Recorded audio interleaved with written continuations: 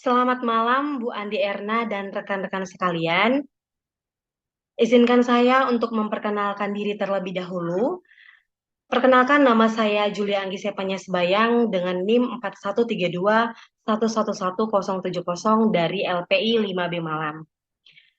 Nah, di sini saya akan mempresentasikan hasil eh, materi mengenai negosiasi, kreativitas, dan inovasi. Nah, di sini saya akan melakukan kegiatan presentasi terkait negotiation skills online dan presentation skills offline dan melakukan self-review.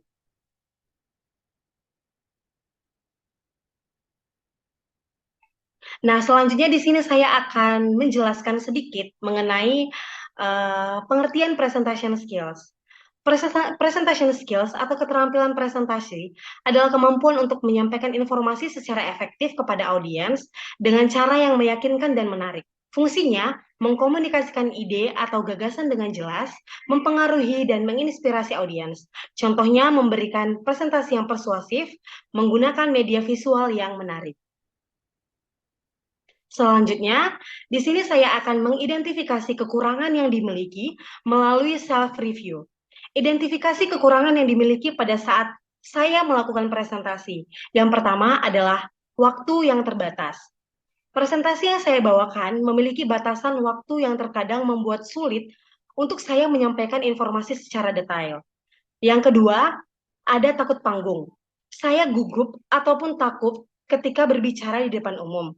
Ketakutan atau kegagalan atau penilaian negatif dari orang lain dapat menghambat kemampuan dalam melakukan presentasi yang efektif. Yang ketiga, ada informasi yang berlebihan ataupun kurang. Terlalu banyak informasi yang saya sampaikan dalam waktu yang terbatas dapat membuat audiens bingung dan kehilangan minat. Di sisi lain, presentasi yang terlalu singkat ataupun kurang, informasi akan mengurangi dampak keseluruhan. Selanjutnya, yang keempat, ada komunikasi yang terlalu satu arah. Ketika menyampaikan materi, terkadang saya tidak menyadari bahwa hanya melakukan komunikasi satu arah. Gaya presentasi dengan mengabaikan para audiens seperti ini dapat membuat audiens merasa bosan walaupun materi yang dibawakan menarik. Yang kelima, terlalu bertele-tele dalam presentasi. Menyampaikan presentasi yang memukau adalah menyampaikan materi presentasi dengan lugas dan dapat dimengerti oleh para audiens. Oleh karena itu, hindari bertele-tele dalam presentasi. Yang keenam, ada menggunakan tampilan visual yang tidak efektif. Membuat slide presentasi semenarik mungkin dan menarik secara visual agar mendapatkan perhatian audiens. Memang, saya harus menampilkan presentasi yang menarik secara visual, karena itu penting dan dapat menarik audiens. Selanjutnya, susunlah rencana perbaikan kemampuan presentasi berdasarkan hasil review dan penerapan tahap presentasi dengan baik. Nah, di sini saya akan melakukan perbaikan kemampuan presentasi saya berdasarkan hasil review saya dan penerapan tahap presentasi yang baik. Nah, yang pertama ada memahami audiens. Memahami audiens adalah salah satu persiapan sebelum presentasi yang sangat penting dan harus saya lakukan. Salah satu hal yang perlu diingat saat melakukan riset mengenai audiens adalah tingkat pemahaman tentang topik yang kita bawakan. Selanjutnya, yang kedua adalah pahami isi presentasi dan membuatnya dengan sederhana. Teks yang terlalu panjang dalam slide presentasi adalah awal mula dari presentasi. Dan terjadi banyaknya kesalahan saat presentasi. Untuk menghindari kesalahan, berarti saya harus membuat presentasi yang lebih sederhana. Seperti esensi presentasi yaitu PowerPoint dan memberikan poin-poin penting saja di dalam slide. Jadi tidak terlalu bertele-tele dalam presentasi dan memberikan poin-poin penting saja dalam slide. Yang ketiga, ada memanage waktu. Jadi untuk mengatasi keterbatasan waktu dalam presentasi, atur waktu dengan baik. Jadi kita harus bisa memanage waktu kita ketika berpresentasi. Selanjutnya, yang keempat adalah mengatasi perasaan takut berlebih. Ada satu kunci penting agar terhindar dari rasa takut yang berlebih, yaitu bawakan materi yang sudah dikuasai.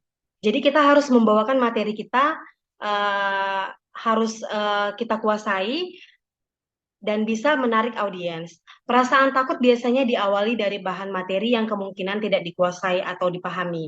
Maka dari itu, carilah materi yang memang benar-benar dipahami. Selanjutnya,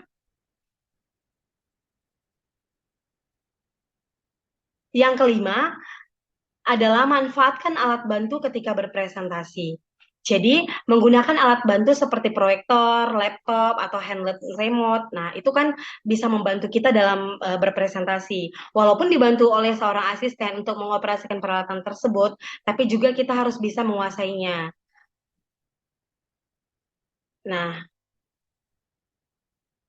di sini juga ada dokumentasi presentasi secara offline ketika di kampus. Nah, di sini juga kami membawakan presentasi juga. Nah,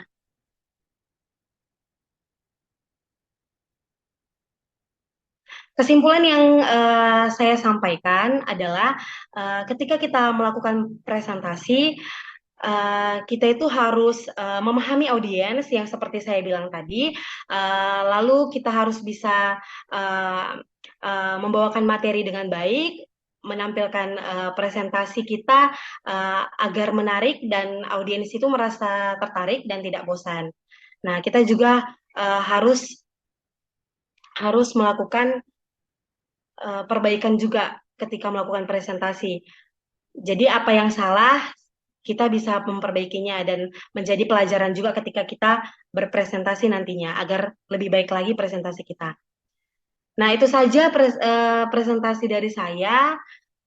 Jika ada kesalahan mohon dimaafkan. Terima kasih untuk Bu Erna dan rekan sekaliannya.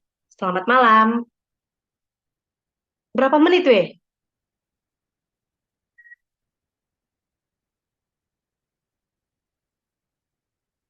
Udah ya? Mati ke recordmu. Tunggu.